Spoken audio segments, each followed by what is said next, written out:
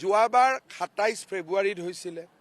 ৰাজ্য চৰকাৰে বিচাৰে যে বহাগ বিহুৰ আগতে ইলেকশ্যনটো হ'ব লাগে। অসমৰ ৰাইজেও বিচাৰে। গতিকে যোৱা তিনিটা ইলেকশ্যন মই দেখিছোঁ যে বহাগ বিহুৰ আগতে ইলেকশ্যন কমিশ্যনে কৰিছে।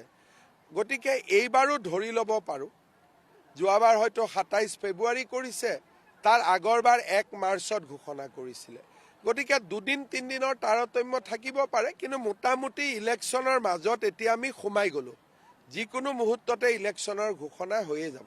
যোৱাবাৰ ২৭ ফেব্ৰুৱাৰীত হৈছিলে। ৰাজ্য চৰকাৰে বিচাৰে যে বহাগ বিহুৰ আগতে ইলেকশ্যনটো হ'ব লাগে। অসমৰ ৰাইজেও বিচাৰে।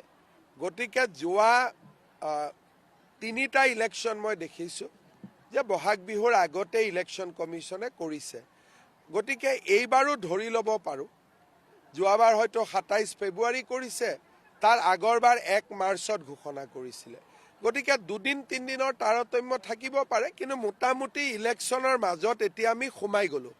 যিকোনো মুহূৰ্ততে ইলেকশ্যনৰ ঘোষণা হৈয়ে যাব। যোৱাবাৰ ২৭ ফেব্ৰুৱাৰীত হৈছিলে। ৰাজ্য চৰকাৰে বিচাৰে যে বহাগ বিহুৰ আগতে ইলেকশ্যনটো হ'ব লাগে। অসমৰ ৰাইজেও বিচাৰে। গতিকে যোৱা তিনিটা ইলেকশ্যন মই দেখিছোঁ যে বহাগ বিহুৰ আগতে ইলেকশ্যন কমিশ্যনে কৰিছে। গতিকে এইবাৰো ধৰি ল'ব পাৰোঁ, যোৱাবাৰ হয়তো ২৭ ফেব্ৰুৱাৰী কৰিছে, তাৰ আগৰবাৰ ১ মাৰ্চত ঘোষণা কৰিছিলে।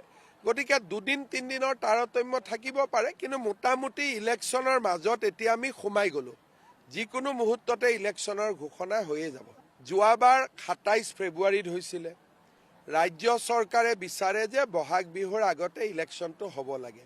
অসমৰ ৰাইজেও বিচাৰে। গতিকে যোৱা তিনিটা ইলেকশ্যন মই দেখিছোঁ যে বহাগ বিহুৰ আগতে ইলেকশ্যন কমিশ্যনে কৰিছে।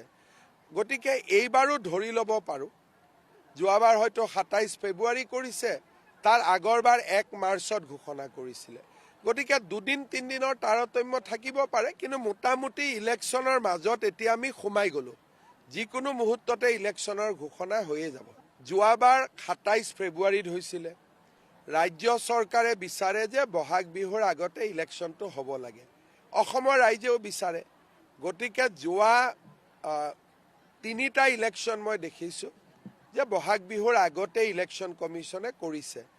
গতিকে এইবাৰো ধৰি ল'ব পাৰোঁ, যোৱাবাৰ হয়তো ২৭ ফেব্ৰুৱাৰী কৰিছে, তাৰ আগৰবাৰ ১ মাৰ্চত ঘোষণা কৰিছিলে। গতিকে দুদিন তিনিদিনৰ তাৰতম্য থাকিব পাৰে, কিন্তু মোটামুটি ইলেকশ্যনৰ মাজত এতিয়া আমি সোমাই গ'লোঁ। যিকোনো মুহূৰ্ততে ইলেকশ্যনৰ ঘোষণা হৈয়ে যাব। যোৱাবাৰ ২৭ ফেব্ৰুৱাৰীত হৈছিলে। ৰাজ্য চৰকাৰে বিচাৰে যে বহাগ বিহুৰ আগতে ইলেকশ্যনটো হ'ব লাগে। অসমৰ ৰাইজেও বিচাৰে। গতিকে যোৱা তিনিটা ইলেকশ্যন মই দেখিছোঁ যে বহাগ বিহুৰ আগতে ইলেকশ্যন কমিশ্যনে কৰিছে। গতিকে এইবাৰো ধৰি ল'ব পাৰোঁ, যোৱাবাৰ হয়তো ২৭ ফেব্ৰুৱাৰী কৰিছে, তাৰ আগৰবাৰ ১ মাৰ্চত ঘোষণা কৰিছিলে। গতিকে দুদিন তিনিদিনৰ তাৰতম্য থাকিব পাৰে, কিন্তু মোটামুটি ইলেকশ্যনৰ মাজত এতিয়া আমি সোমাই গ'লোঁ। যিকোনো মুহূৰ্ততে ইলেকশ্যনৰ ঘোষণা হৈয়ে যাব।